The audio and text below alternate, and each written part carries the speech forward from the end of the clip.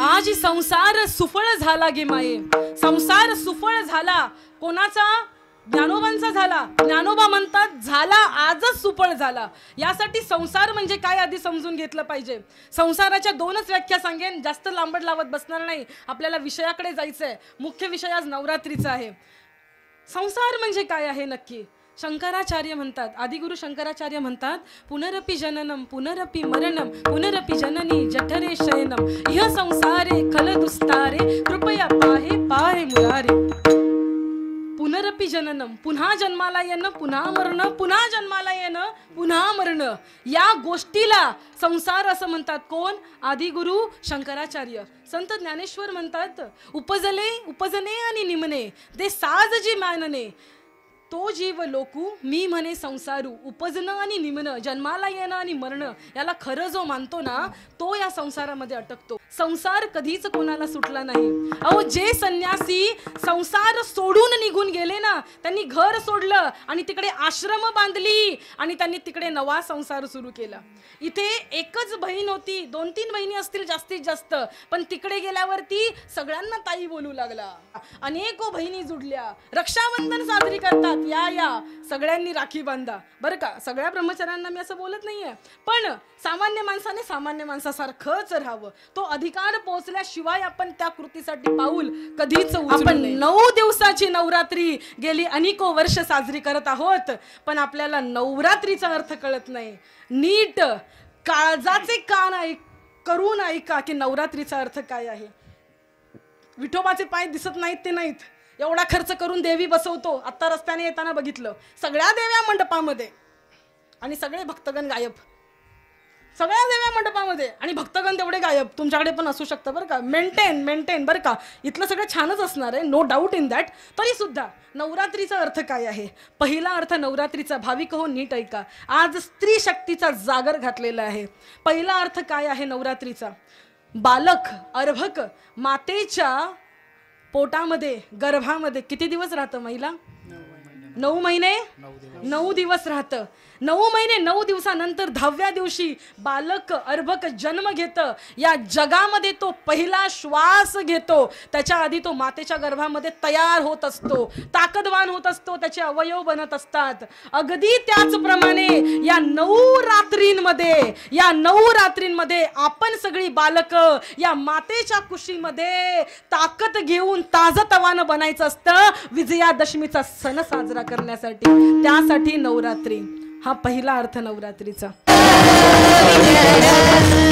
ज्याप्रमाणे 9 महिने 9 दिवस अर्भक गर्भात राहून जन्म घेतं, त्याप्रमाणे 9 रात्री आपण मातेच्या या कुशीमध्ये राहायचं असतं, शक्तीची जाणीव करून घ्यायची असते आणि मग विजयादशमीचा सण साजरा करायचा असतो. दुसरा अर्थ काय आहे नीट ऐका. 9 रात्रींचा उत्सव करायचा आहे, 9 दिवसांचा नाही म्हटलंय बरं का.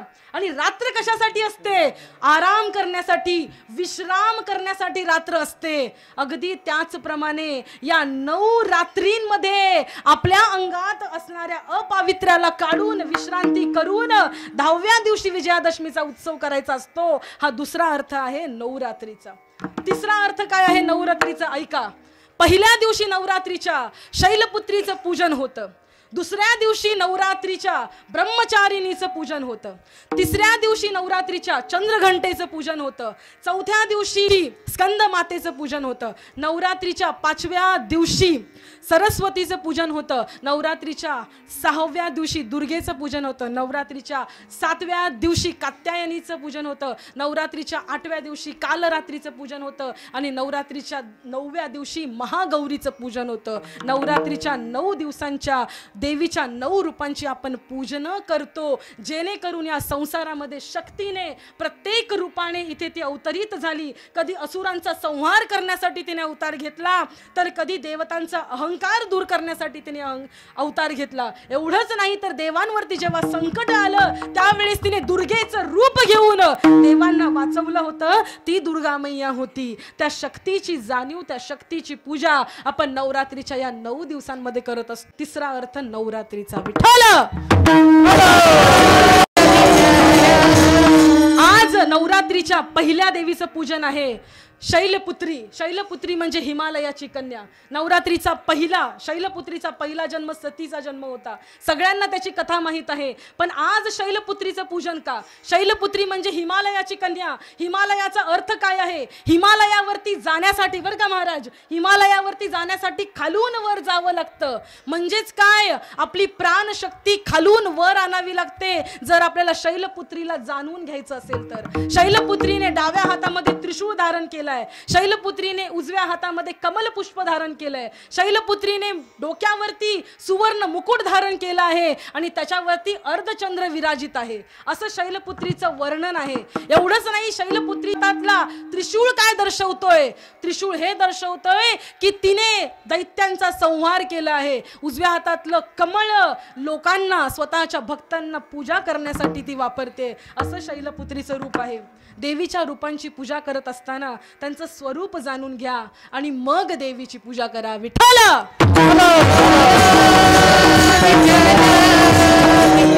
नवरात्रीचा चौथा अर्थ काय आहे? नवरात्रीचे पहिले 3 दिवस सत्वगुणाचे, नवरात्रीचे दुसरे 3 दिवस रजोगुणाचे, नवरात्रीचे तिसरे 3 दिवस तमोगुणाचे असतात.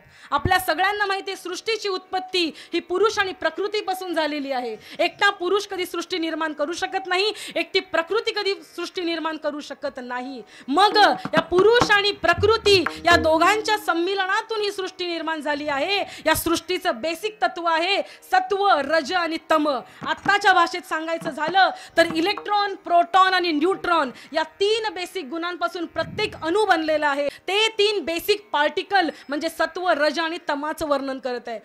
तर हे सत्व, रज, तम 3 गुण 9 दिवसामध्ये संपवून त्यांच्यावर विजय मिळवून, कारण परमात्मा हा गुणातीत आहे. 3 गुणांच्या पलीकडचा परमात्मा जाणून घ्यायचा असेल तर 3ही गुणांवरती विजय मिळवावा लागेल. म्हणून 3 गुणांवरती विजय मिळवून 10व्या दिवशी साजरी करायची असते, ती म्हणजे विजयादशमी. यासाठी नवरात्री करायची असते. नवरात्रीचा चौथा अर्थ विठ्ठल. नवरात्रीचा 5वा अर्थ फार महत्वाचा आहे. उपवास करण्यासाठी अधिकारी कोण आहे? माणसामध्ये सगळ्यात बाह्यतम कोश असतो तो म्हणजे अन्नमय कोश, दुसरा प्राणमय कोश, तिसरा मनोमय कोश आणि चौथा आत्मकोश म्हणजे आनंद कोश. सर्वात बाह्यतम असतो तो म्हणजे अन्नमय कोश. सगळ्यात भूक लागल्यावरती काही सुचतं का हो आपल्याला? ओ विंचुरकर, झोप आल्यावरती काय सुचत नाहीये का? भूक लागल्यावरती काहीच सुचत नाही, कारण आपण आपल्या पृथ्वी तत्वावरती विजय मिळवलेला नाहीये. उपवास कशासाठी करायचा असतो? आपण उपवास करतो ना, सकाळीच घातली ताई साबुदाण्याची खिचडी, खाणार का? तुमचा उपवास आहे का ताई? मी बोलली मेली तुझी साबुदाण्याची खिचडी. उपवास आहे, साबुदाण्याची खिचडी, भगर 2-2 किलो. हल्ली तर साबुदाणा आणि भगर भाजून त्याचं पीठ बनवलं जातं ताई, आणि नंतर बटाट्याची भाजी त्याच्यावर बनवली जाते. कशासाठी? उपवासाला खाण्यासाठी. इथे कोणाशी सोयरीक करण्याचा, कोणाला चांगलं वाटावं म्हणून काही बोलण्याचा मला काहीही संबंध नाही. परत नाही बोलवलं तरी नाही बोलवणार. उपवास करणं म्हणजे नुसतं खात राहणं आणि मग आम्ही फक्त खिचडीच खातो. खिचडी आणि ज्वारी सेमच दिसते बरं का, जरा सांभाळूनच खा, चुकून कधीतरी ज्वारी उकडून खाल बिल त्याच्यात. उपवास कसा करायचा? उपवास करत असताना आपली वृत्ती ही अन्नमय कोशापासून आत्मकोशापर्यंत, आनंदमय कोशापर्यंत त्याचा प्रवास झाला पाहिजे. इंद्रियानु परान्याहु इंद्रियेभ्यः परम मनः मनः परा बुद्ध्यो बुद्धी परस्तस्तु सहा. गीतेचा श्लोक आहे. आपली बुद्धी जरा कधीतरी आतमध्ये फिरवा. कधीतरी उपवासाच्या दिवशी शांतपणे विचार करा की मी कोण आहे, मी कुठून आलेलो आहे. नवरात्रीच्या दिवसांचा उपवास इतका सुंदर असतो. कुठल्याही स्त्रीने मला सांगावं, जी स्त्री 9 दिवस उपवास करते ना, फेअर अँड लवली न लावता ती 10व्या दिवशी खूप सुंदर दिसते.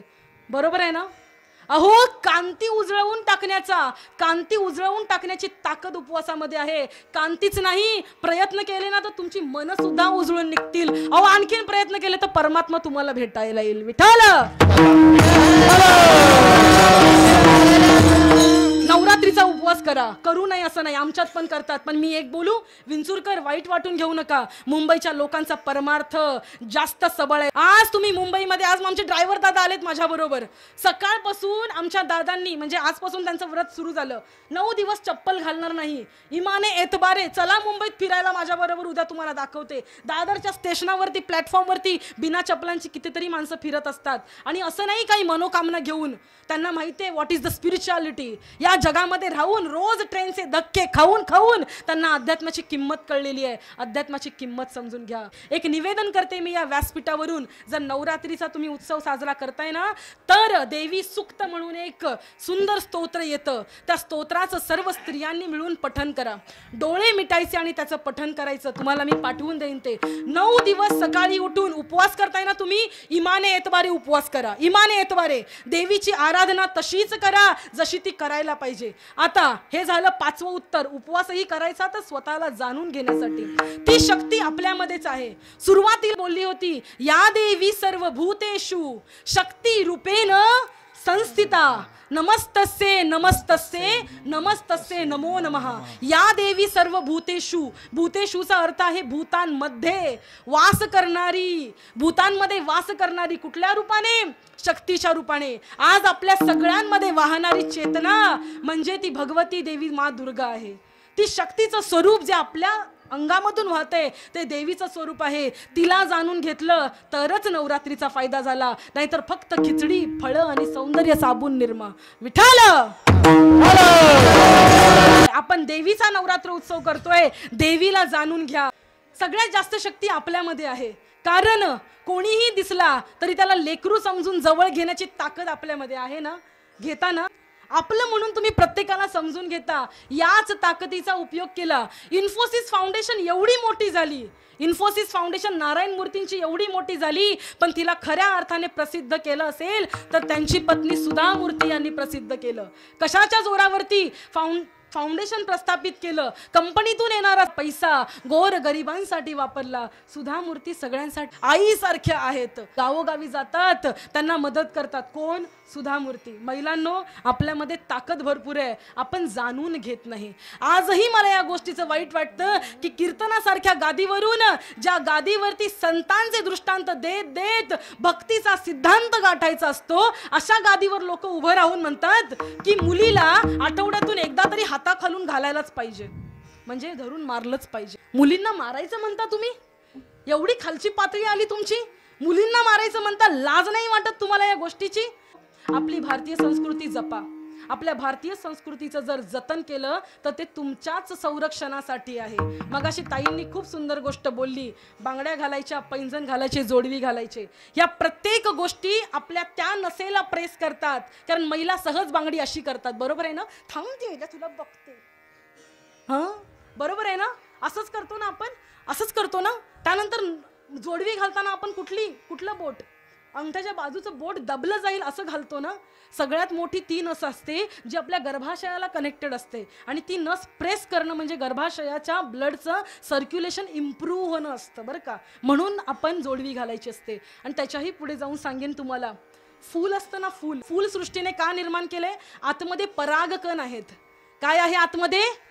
परागकण आहेत आतमध्ये. परागकण म्हणजे काय असतं? परागकण एकदा जमिनीत पडले की त्यापासून नवीन झाडाची उत्पत्ती होते. म्हणजे एका बीजाला संरक्षित करण्यासाठी सृष्टीने त्याच्याभोवती रंगीत पाकळ्यांचं जाळं उभं केलंय. कोणी?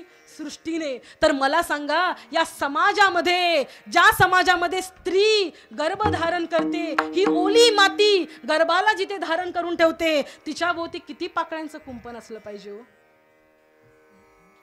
विठाल, स्त्रिया एवढ्या भावविभोर होतात. एकच सांगेल स्त्रियांनो, तुमचं संरक्षण करण्यासाठी बाहेरून कोणाला इम्पोर्ट करायची गरज नाहीये. तुमचं संरक्षण तुम्हीच करू शकता. प्रत्येक वेळेस आपणच आपल्यासाठी उभं राहायचं असतं. ती कल्पना सरोज नावाची एक व्यक्ती आहे. काय आहे नाव? कल्पना सरोज.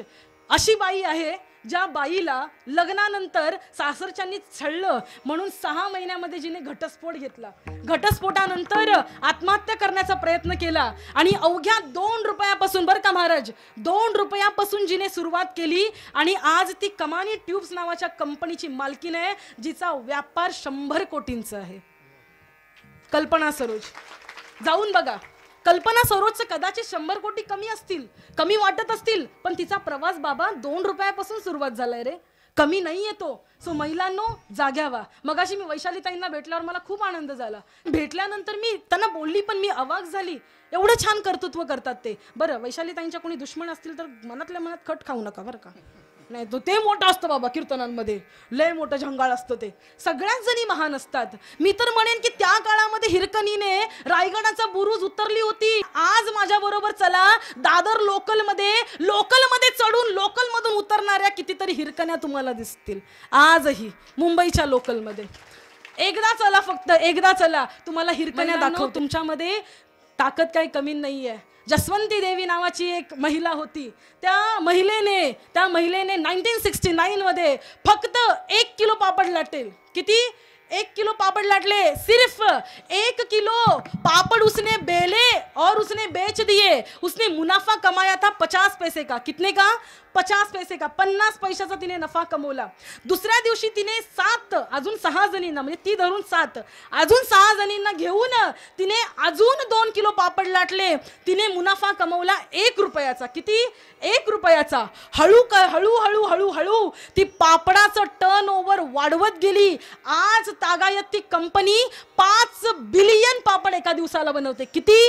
5 बिलियन पापड बनवते. 5 बिलियनचा अर्थ असा आहे की एक पापड दुसऱ्या पापडच्या बाजूला ठेवला तर या पृथ्वीच्या 21 प्रदक्षिणा होतील. एवढे पापड ते लोक दिवसाला बनवतात. त्या कंपनीचं नाव आहे लिज्जत पापड. कोणती शक्ती आहे ताई? तुमचा बचत गट आहे ना, त्याच्यासाठी त्या कंपनीचं नाव आहे लिज्जत पापड. एक सांगू, कुठल्याही महिलेला जी ऑफिसमध्ये बसते ना, फॉर एक्झाम्पल मी कॉलेजमध्ये असते, मुलांचे पेपर चेक करत असते आणि हे फोन करतात, hello Neelam, I reach to home यार, where is this coffee packet यार, I am not getting. Neelam coffee packet कुठे ठेवले समजत नाही. नीलम म्हणजे मीच नाही, अशी अनेको नीलम ऑफिसमध्ये बसून नवऱ्याला सांगते कुठल्या किचनच्या ड्रॉवरमध्ये, कितव्या कप्प्यामध्ये, कुठल्या रंगाच्या बाटलीमध्ये कॉफी ठेवलेली आहे. बरोबर ना महिलांनो? बरोबर ना? एवढी ताकद महिलेची आहे. सगळ्यात महत्त्वाचं, निसर्गाने महिलेला बुद्धी जास्त दिलेली आहे. थोड्या वेळासाठी पुरुषांना असं वाटत असेल म्हणजे आम्ही वेडे, हेच सगळे शान्या, म्हणजे आम्ही वेडेच, आम्ही एकदमच वेडे. पुरुषांनो, तुम्ही वेडे नाही आहात. या सगळ्या महिलांचं कवच तुम्ही आहात, हे कधीच विसरू नका. अरे पंडाल में देवी की मूर्ति तो तूने बसा दी, पंडाल में देवी की मूर्ति तो तूने बसा दी, लेकिन तूने उस मूर्त को नहीं देखा जिसने तुझे जन्म दिया था. पंडाल में देवी की मूर्ति तो तूने बसा दी, लेकिन तूने उस देवी की मूर्त को नहीं देखा जिसने तेरा संसार संवारा है. तूने उस मूर्त को नहीं देखा जो आज भी गलियों में जलील हो रही है. तूने उस मूर्त को नहीं देखा जो आज भी अपनी राखी का कर्ज तुझसे मांग रही है. तूने उस मूर्त को अभी तक नहीं देखा. पुरुषांनो, युवा पिढी, if you have a power then मदत करा महिलांना, आपल्या बहिणीला मदत करा, आपल्या बायकोला सपोर्ट करा. आणि एवढंच नाही तर त्याच्याबरोबर तुमचा पण उद्धार होणारच आहे. बायको कमवून आणल्यावर ते शेजारच्या घरात देते का? हा विठ्ठल.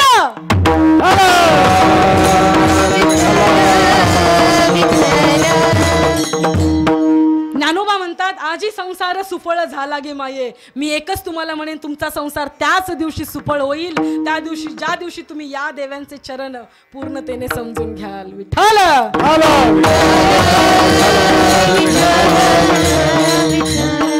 समजून घ्या आपल्या मातेला, आपल्या भगिनीला समजून घ्या. मेलेल्या माणसांसारखे राहू नका. याच भूमीमध्ये संत निवृत्तीनाथ महाराजांची समाधी आहे. ज्ञानोबांचा अधिकार एवढा मोठा, तरी प्रत्येक चांगली गोष्ट झाली की आपल्या गुरुला पुढे करतात, आपल्या गुरुला पुढे करतात. गुरुची ताकद फार मोठी आहे. गुरुच्या ताकदीमुळेच संत जनाबाईच्या दासत्वाला महत्त्व येतं आणि आयुष्यभर नामयाची दासी म्हणून सुद्धा तिला श्रेष्ठ जनाबाई, संत जनाबाई म्हटलं जातं, गुरुच्या दासत्वामुळे. एवढंच नाही तर लोक म्हणतात शबरीने श्रीरामाचं नाव घेतलं म्हणून तिला श्रीरामांचं दर्शन झालं. मी म्हणेन शबरीने आपले गुरु मतंग ऋषींच्या शब्दावरती निष्ठा ठेवली म्हणून तिला श्रीरामांचं दर्शन झालं, म्हणून तिला श्रीरामांचं दर्शन झालं. आपल्या गुरुवरती निष्ठा ठेवा. गुरु हे तत्व आहे.